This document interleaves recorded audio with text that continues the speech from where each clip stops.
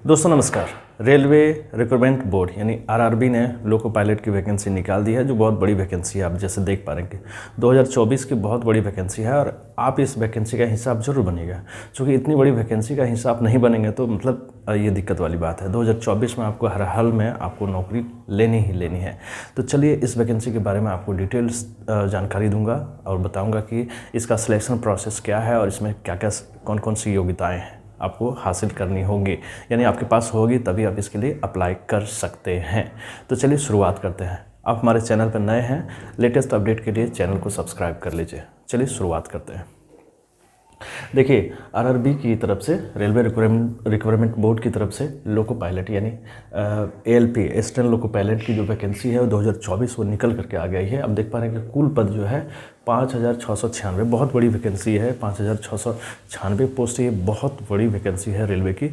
और इसका हिस्सा आपको ज़रूर से ज़रूर बनना चाहिए दोस्तों, ज़रूर से ज़रूर बनना चाहिए। चलिए अब बात कर लेते हैं आवेदन की। तो जस्ट आप देख पा रहे हैं कि 20/1/2024 यानी जनवरी की 20 तारीख से फरवरी की 20 तारीख तक आप आवेदन कर सकते हैं। तो आवेदन करने के लिए भी समय आपको बहुत ज़्यादा दिया गया है, 1 महीने का समय दिया गया है और 1 महीने में आप आसानी से आवेदन कर लेंगे। पर हाँ, ध्यान दीजिएगा किसी प्रकार की कोई गलती ना हो, अच्छे तरीके से आप आवेदन करिएगा ताकि सिलेक्शन का और जो प्रोसेस है, चरण है, उसमें आप जाएंगे तो वहाँ पे कोई दिक्कत आपको नहीं होगी। ठीक है, तो उम्र की बात कर लेते हैं अब आगे। न्यूनतम उम्र यानी कम से कम उम्र 18 साल और अधिकतम उम्र 30 साल। दोस्तों यहाँ उम्र में थोड़ा सा आपको जानना ज़रूरी है कि भाई न्यूनतम उम्र 18 साल है और अधिकतम 30 साल है। यहाँ पे एक चीज़ और है कि रेलवे के जो रूल्स हैं एज का, वो उसमें कुछ हर एक कैटेगरीज़ में एज रिलैक्सेशन मिलती है, उम्र में थोड़ी छूट मिलती है। तो वो भी अलग बात है, उसको आप भी थोड़ा सा ध्यान में रख करके काम करेंगे। बाकायदा आपको जान लेना ज़रूरी है कि मैंने आवेदन जो है वो बता दिया कि 20 जनवरी से 20 फरवरी तक उम्र जो है 18 से 30 साल तक, मिनिमम 18 और मैक्सिमम 30। यहाँ पे एज रिलैक्सेशन भी मतलब अवेलेबल है, आपको ज़रूर से ज़रूर मिलेगा कैटेगरी के अनुसार। योग्यता की बात कर लेते हैं। देखिए, योग्यता जो है 10th प्लस ITI, ये सबसे ज़्यादा इम्पोर्टेंट है जानना कि भाई इसके लिए योग्यता क्या होनी चाहिए, तब हम इसके लिए एलिजिबल होंगे। तो योग्यता जो है वो 10th प्लस ITI, लेकिन यहाँ ITI जो है वो क्या क्या होने चाहिए, सो ध्यान से देखेंगे। Fitter, electrician, maintenance, mechanic, radio, TV, motor, engine, ये सभी का मैकेनिक का डिग्री आपके पास ITI होनी चाहिए। ऑटोमोबाइल होने चाहिए, BE या BTech भी होने चाहिए। ठीक है, तो ये कुछ योग्यताएं हैं, जो क्वालिफिकेशन हैं, ये आपके पास होने चाहिए, तभी आप इसके लिए एलिजिबल होंगे इसको अप्लाई करने के लिए। साथ ही साथ आप फी की बात कर लेते हैं तो UR OBC EWS के लिए 500, ST SC और किसी भी कैटेगरी के फीमेल के लिए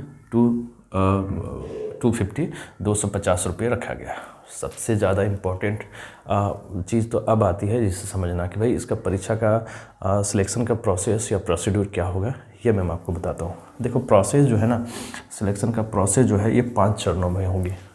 5 चरणों में रेलवे लोको पायलट की जो है उसका जो चरण है वो 5 चरण है।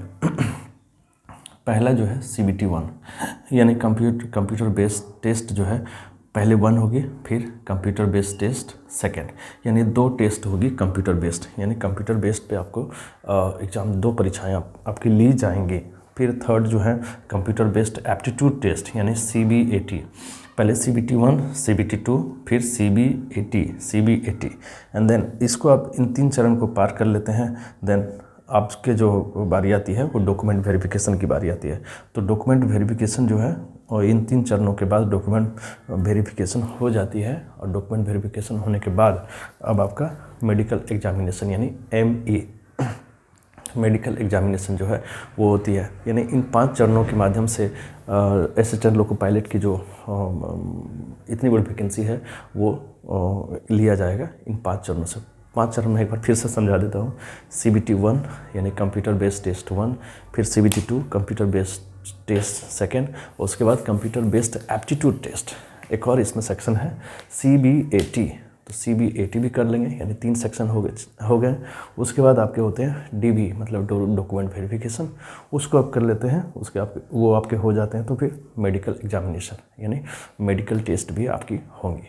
तो ये कुछ मैंने आपको इस वैकेंसी के बारे में बताया, और भी कुछ डिटेल मैं आपको इस वैकेंसी के बारे में, जैसे सिलेबस वगैरह, इन सारी चीज़ों के ऊपर मैं आपको बताऊंगा। ठीक है, नई वीडियो का वेट करें, तब तक के लिए धन्यवाद।